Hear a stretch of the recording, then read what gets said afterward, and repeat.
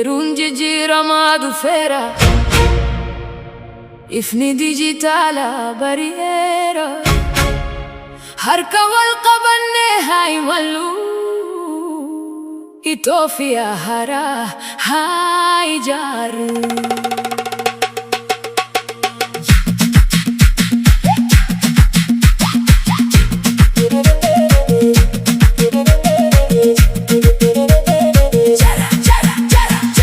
Jaarraan haaraan karaa banne, teeknooloojiin addunyaa wal geesse. Yaadni haaraa humna taa'e, beekumsi mootummaa haaromse.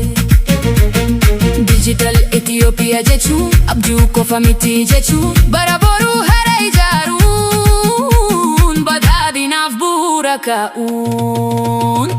Tarkaanfii tokkoon egeree, kalaqa keenyaaf balbala banne.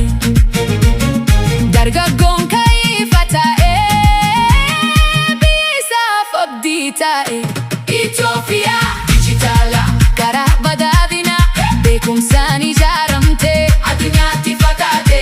Teeleebir Finteech guddachaa, hojii haaraa uumachaa. Digital ID mootummaa, tokkummaan ijaarru biyya keenya.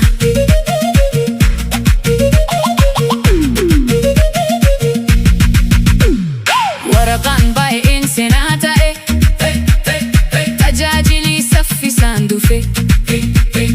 Meefuuf jedhu balbala banee, hojii mootummaa salphisee. Online keessa hojii humurra, yeroo keenya ni qusanna, iftuminni ni babal'ata, malaamaltummaan ni laafata.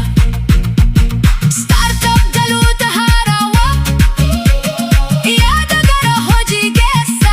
Software, data, cyber seenaa, kalaqni keenya mootummaa keessa. Gabaan dijitaalaa bal'ata, oomishni biyya keenya ol ba'a. Qonnaan bulaan gatii argata, addunyaatti maqaa baafata.